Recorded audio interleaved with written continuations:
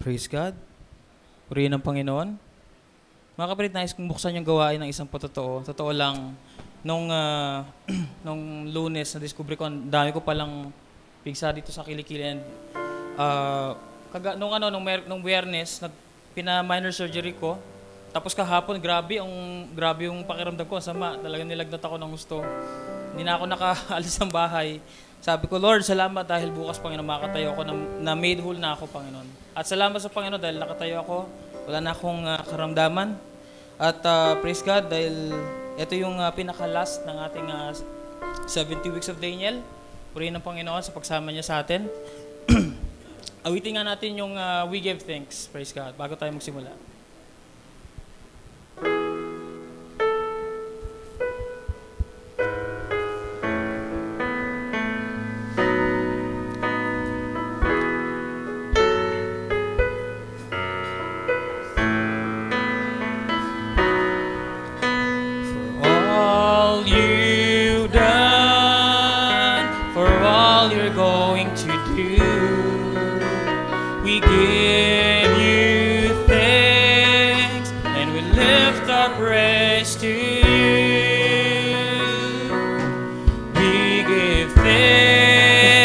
Yes, Lord Jesus. We give praise,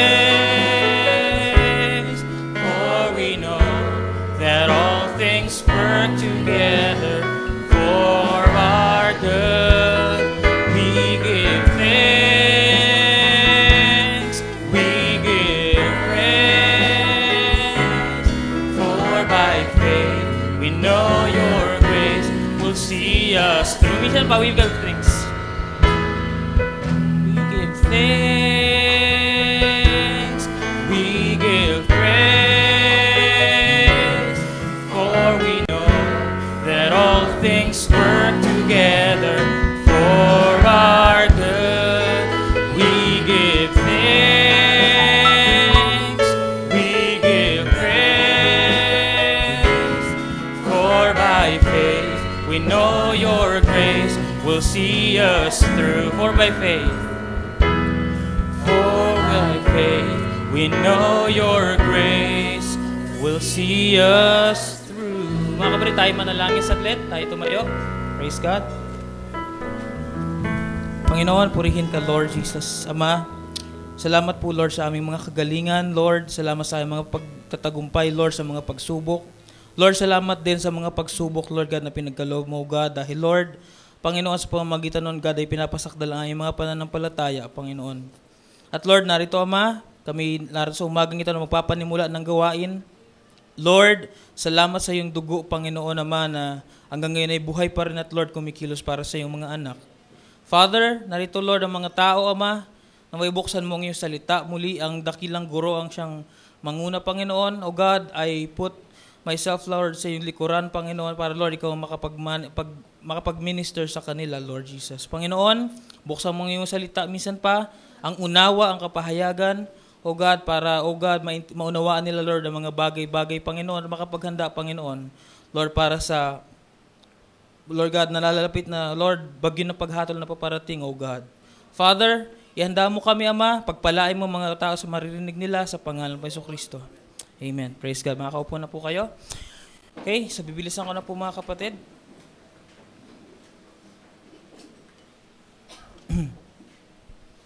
Okay, so, mga kapatid, naalala nyo, tapos tayo dyan, pinanood natin yung nakaraan.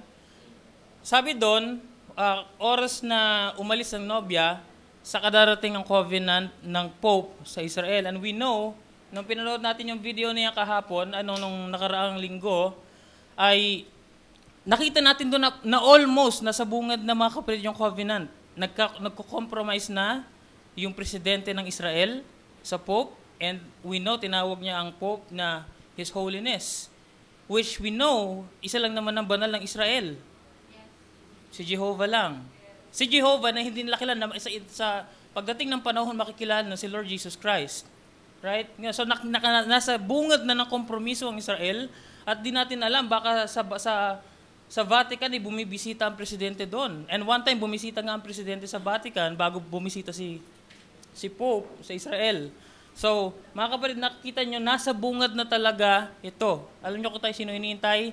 Ang bride na lang para pumosisyon tayo. Okay. Now, let's put the pieces together ng mga diniscuss natin. Son of, yung 3 titles, yung 3 dispensation ng Son, puposisyon natin sila. Yung 4 Gentile kingdoms, ganun din yung etong 70 weeks, ipoposisyon natin. Kasi tandaan nyo, ang 70 weeks para sa Hudyo. Ngayon, sa atin, may kinalaman pa tayo dun sa Gentile dispensation. So, titignan natin ngayon, ito yung 70 weeks. So, 7, 62, 3 and a half, 3 and a half. You make it 70. Ito yung pinag-usapan natin nakaraan. Ito yung yung Gentile dispensation, mga kapatid. Pansinin nyo, itong kulay green, yan yung mismong time kung saan inissue, mga kapatid, yung pagbuo ng Jerusalem. Pagbuo ng templo. Okay? So dito, ang haba nung paa, mga kapatid. Pansinin nyo itong kulay pula na ito, mga kapatid, yung 1 AD. So titingnan natin ngayon, pagdudugsungin natin lahat yan, 1 AD siya, di ba? Hanggang dito, tinamaan yung krus, di ba? Yan, pumapasok dyan, mga kapatid, yung Son of Man ministry. Kasi si Lord Jesus Christ, naging prophet siya no dumating siya, Son of Man. Okay, next. Mula sa dispensation na yon, nung umalis si Lord Jesus Christ, nung nagsimula yung Son of God ministry, mga kapatid, kailan? Acts chapter 2, bumaba kasi yung Holy Ghost. Okay, itong mga kapatid na dulo na ito, mga kapatid, ito yung dulo dahil magkakaroon ng rapture. No, dulo yan. Pasinin nyo, bakit hanggang sa dulo, meron pang dugo? Kasi, mga kapatid, ang inang agila, hindi siya alis sa pugad. Hanggat yung itlog, hindi napipisa pa. Kailangan munang mapisa yung itlog at gumulang hanggang sa dumating ang time na kaya nilang lumipad. At kung kaya nilang lumipad ng agila, sila lilipad na. Okay, next. Yan. Mula dito, nag-overlap ito, mga kapatid. Yung Son of God ministry, nag-overlap yung isang ministry pa. Kasi may pinangako sa Luke 17:30, as it was in the days of Noah, so shall it be in the days when the Son of Man is revealed. So darating siya ulit. So yung guhit na yan, napakaliit lang yan, mga kapatid. Sa bahagi na yan, babalik yung Son of Man. Why? Masyado lang siya malaki pero napakaliit yan, mga kapatid, kasi it's a short, quick work. No? Okay. So, Son of Man, Son of God, Son of God, pero makita nyo, overlapping pa rin Son of God. Kasi hanggat hindi pa nabuborn again yung dapat maborn again, kailangan siya nakaupo doon, mga kapatid. Dahil pag umalis siya doon, it's judgment. Okay, so meron pa rin. Nag-overlap lang siya ngayon, mga kapatid. And the Son of Man is revealed in the flesh of who? William Branham only? In the flesh of the church. Okay, now, balik tayo saglit. So makikita nyo, mga kapatid, nag-rapture na yung church dito. Tapos ito na, yung Moses in 3.5 years. Pagkatapos ng 3.5 years, mga kapatid,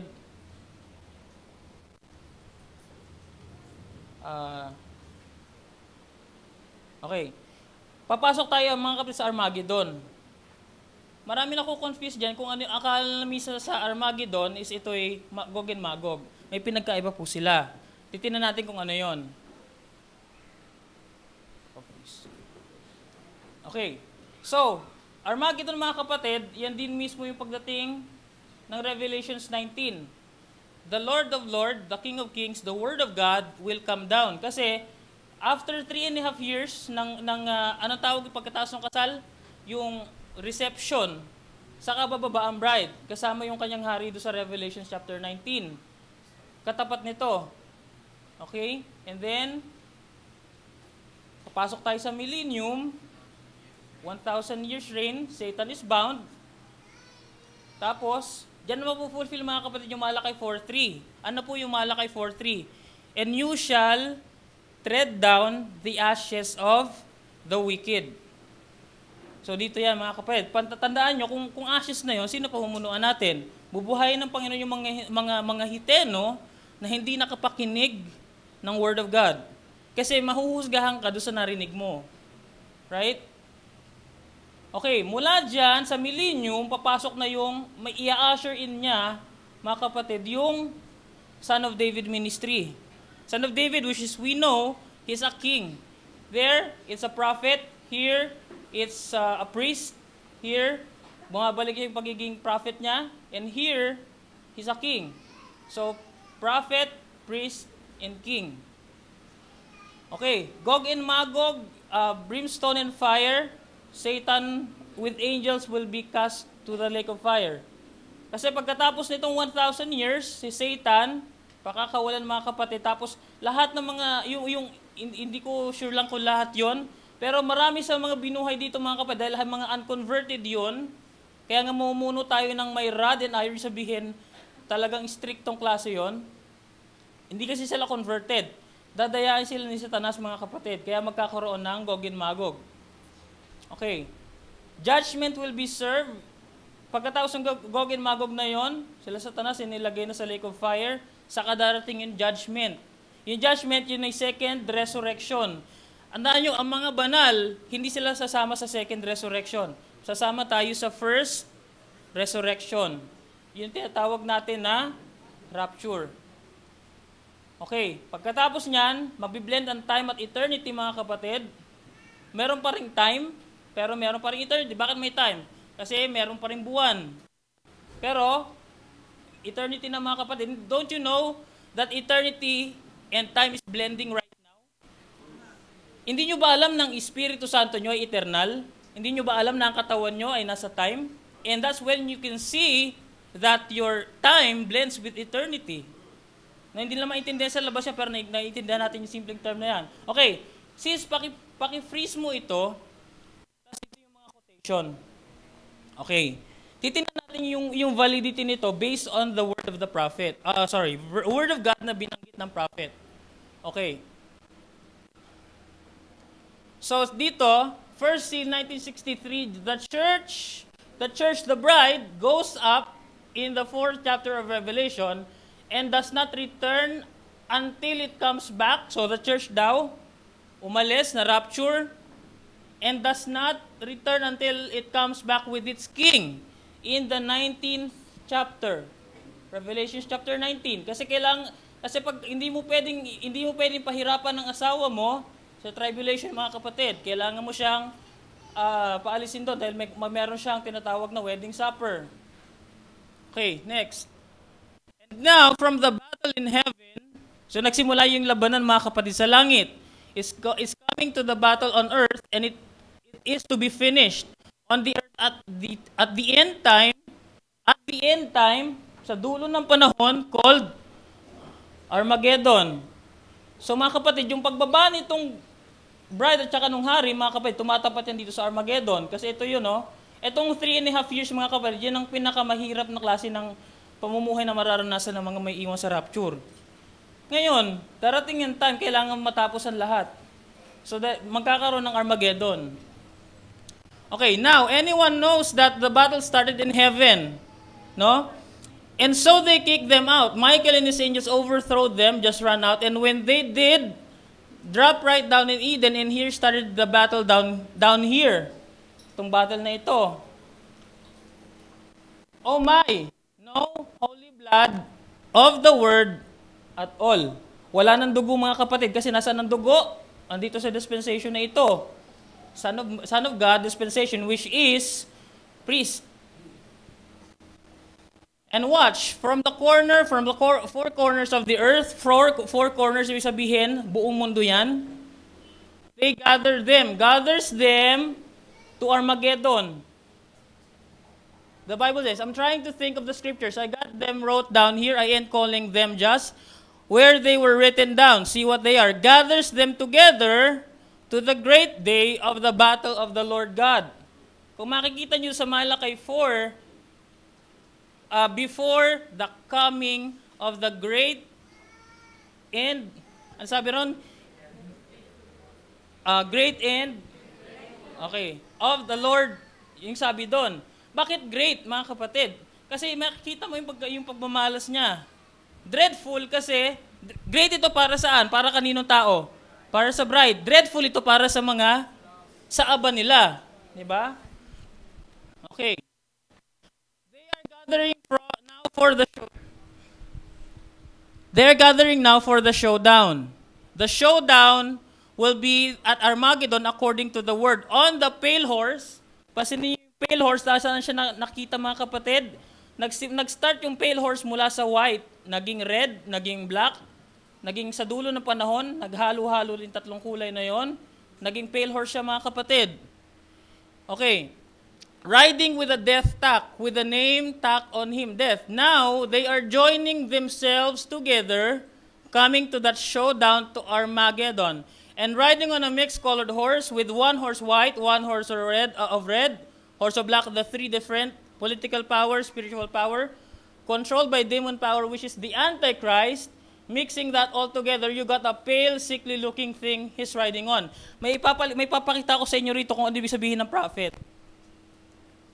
Here comes Satan with all four corners of the earth, with his Protestants, with his Catholics, and all together marching right up to the Battle of Armageddon. Ano yan? World Council of Churches ba yung sinasabi mo, Brad? Yes, sir.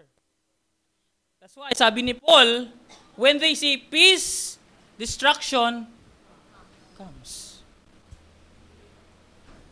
Okay.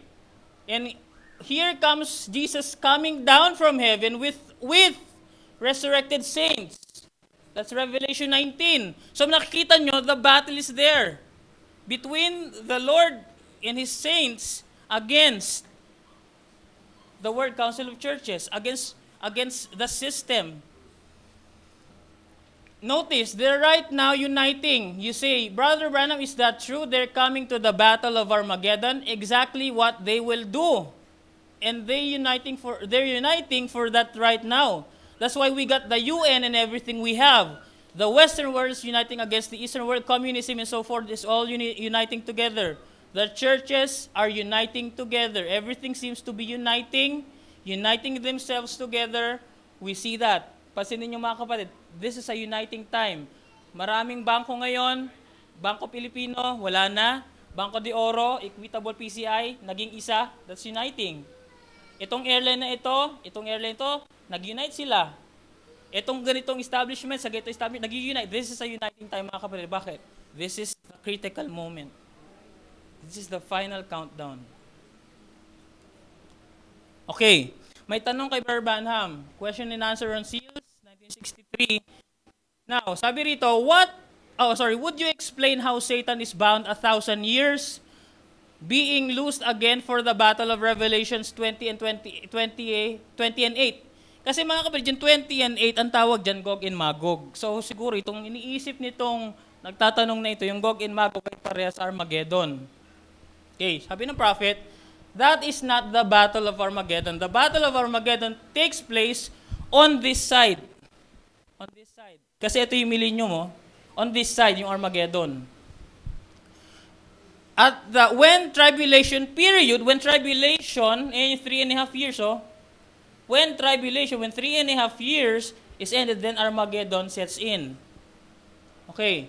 Now, what relation does this have with the battle of Gog and Magog? Anong relationship ng Armageddon dito sa Gog and Magog? Sabi, none. If they don't have relationship, they are not one. They are different battles. One is this 1,000 years, and the other one is in the end of the 1,000 years. Here, the Gog and Magog is in the end. One is before the 1,000 years, the other is after the 1,000 years. As mentioned in the fourth seal, will Gog and Magog be gathered from the peoples of the new earth? Pansinin nyo, bakit new earth ang binanggit? Dahil ito mga kapatid, lahat yan, bago pagdating ng millennium, lahat yan mga kapatid, old earth yan. So makikita nyo ito mga kapatid dito, nag-i-start na yung new earth sa millennium. Kasi ashes na nga yung mga tao pagdating dyan eh. Satan was loosed out of his prison and went to gather all the people, the wicked, to bring them to this place. And God rained fire and brimstone out of heaven, and they were consumed. 2 battles together. Hindi sila isang battle lang. So nasaan yung Armageddon? Bago pumasok ang millennium. Nasaan ang Gog and Magog? Pagkatapos ng millennium. Kasi si Satanas, pakakawalan siya sa after ng 1,000 years. Okay, the bride, okay, tingnan nyo, yung summary ng prophet. The bride goes to glory, which is speaking of the rapture. And the tribulation period sets in upon the sleeping virgin for 3.5 years. So during that 3.5 years, tandaan nyo mga kapatid, under pa tayo ng Roman Empire, ayan pa, covered pa yan, nag-overlap sila. The millennium reign, after that comes the then tribulation sets in upon Israel. And then comes the battle of Armageddon. Okay? Sabi dyan, which destroys all things. And then the bride returns back with the groom sa Armageddon na yan, which destroys all things. And then the bride returns back with the groom for 1,000 years here. After that comes the white throne judgment. Hindi nabanggit ng prophet na may Gog and Magog. Yung Gog and Magog, pinag-usapan natin, after siya nito, after Satan is loosed. Pero pagkatapos ng Gog and Magog, saka papasok tong judgment, wherein merong second resurrection, then lahat ng mga for condemnation, actually hindi lahat ng for condemnation, ang lahat ng mga tao na hindi tumanggap sa message, mga kapatid, sila ay isa second resurrection. Dito, tandaan nyo, sa second resurrection, merong segregation dito. Meron sa kanan, meron sa kaliwa. Nasaan kayo doon? Very good. Okay. Yung nasa kaliwa kasi, ang sasabihin sa kanila, bakit hindi nyo ako pinakain? Bakit hindi nyo ako dinamitan? Bakit hindi nyo ako dinalaw sa ospital? Bakit hindi nyo ako pinainom? Sa kabila naman, ginawa nyo sa akin ito. Lord, kailan ka namin nakitang ganun ka? Di ba? No, si Brother Arnel, ganito yung nangyari. Ito yon. Hindi mo ba alam na ako yung tinulungan mo? Hindi mo ba alam nung si Sister Lete ay gano'n ang pinagdaanan, ikaw ang tumulong sa kanya, ako ang tinulungan mo noon. Right?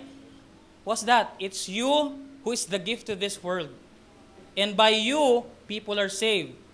Let's put it to a type. May oras pa ako. Si Joseph, mga kapatid, tinan natin ang tipo, the type of the Lord Jesus Christ. Si Joseph sa time na yon, ano nangyari kay Joseph? He had those sufferings. Nagutom ba siya, mga kapatid? Nagsuffer ba siya? Ano sa dulo nun? Ang dulo nun, mga kapatid, si Joseph, sabi niya, huwag niyo sisihin ang inyong mga sarili. Ang mga bagay na ito ay pinahintulot ng Panginoon upang merong buhay na maligtas. Let's put it in the Lord Jesus Christ time. Si Lord Jesus Christ, sa time na yon, nagutom ba siya? Nagsuffer ba siya? Okay. Ano ang reason kung bakit niya ginawa yun, mga kapatid? He could have, sabi ng kanta, he could have walked away, but he took the cross. Bakit, mga kapatid? Yung ginawa, yung sakripisyo ng isa ay para sa kabuhayan nating lahat.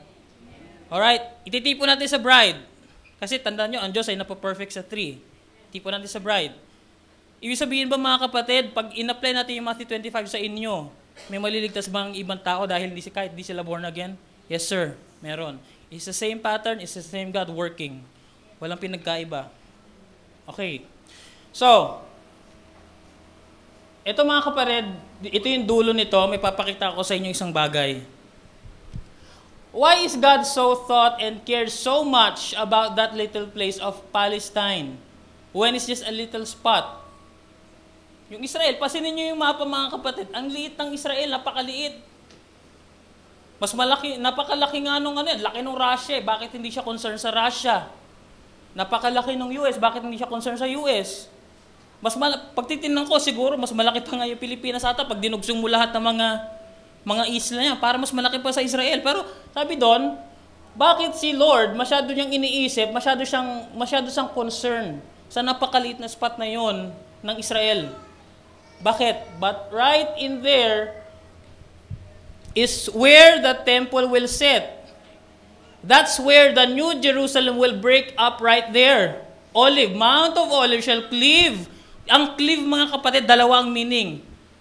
Kakatuwa, kasi dalawang meaning niya, yung dalawang meaning niya, magkasalungat. Yung isa, cleave, is unite. Yung isang cleave, humiwalay. Ironic, di ba? Okay, so, pero yung ibig sabihin nito ng cleave, sila'y maghihiwalay, mabibreak siya. Break apart. Cleave part to the right and to the left, sure when she pushes from the beneath. Now, if they said pushing apart like this, is pushing up in the day when He stands, His holy feet upon the mountain. Ititipo natin ito, mga kapatid, sa bride. Bakit concern na concern ng Panginoon sa inyo? Sino ba kayo? Sino tayo? Galing na naman tayo sa kasalanan. We were saved by grace. Bakit concern ng Panginoon sa atin? Bakit hindi siya concern kay Obama? Bakit hindi siya concern sa mga matatalinong tao sa labas? Why? Bakit, mga kapatid? Dahil ang templo, mga kapatid, ay unti-unting ikiklive, unti-unting mabibreak ang bundok na ito, mga kapatid, at lilitaw doon, mga kapatid, ang bahay ng Panginoon. Right? Nagets nyo? Katipong-katipo tayo ng Israel, kaya kailangan pag-usapan lagi ang 70 weeks of Daniel, although we are not part of it, kasi pag nakita mo sila, they are examples to the bride. Okay? So nakikita nyo, mga kapatid, once eternity comes, this body will be broken. And what will happen? The temple of the Lord shall come in. Where is the temple of the Lord? Inside. Purihin ang Panginoon, pagpalain kayo sa atin narinig, tayo po'y tumayo. Praise God. Hallelujah. Lord, Panginoon, salamat sa biyaya mo, Ama, sa bagay na ito, Lord, naway magbigay ito ng kalakasan sa mga kapatid, Lord, na nakarinig, Panginoon. Lord, naway, Lord, ang sino man nabibigatan, malapit ng bumigay sa pagsubok, ma-realize niya, Lord, na hindi na ito panahon, Panginoon, ng pagbigay, Panginoon, sa pag-backslide, Panginoon. O God, purihin ka, Ama, at Lord, salamat sa pagtuturo mo, Panginoon. Salamat dahil, Lord, ikaw ay Diyos na hindi nagbabago, Panginoon. Mapasayon ka po rin, pasalamat sa pangalan po Yesu Kristo. Amen. Praise God. To the other side, brother. On the other side.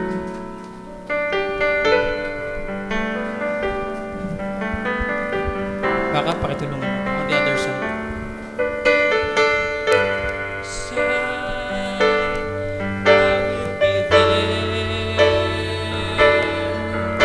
Who was dead and I have citizenship on the other side. Will you be there? Who was dead in sins and trespasses? There's a value waiting for you on the other side. First stanza.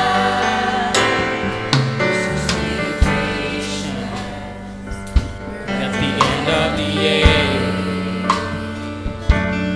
God has been known to us. Love is clear. Praise God. Do you believe that?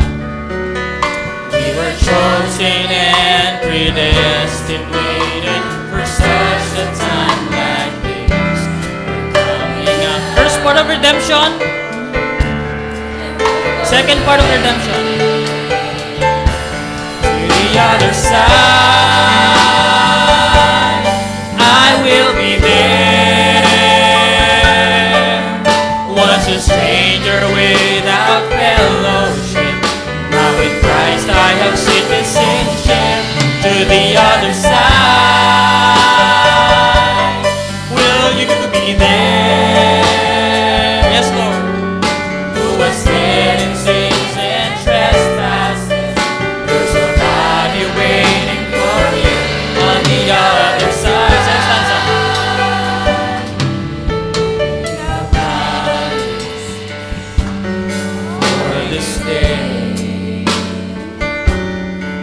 To our victory has made a way. Verse up.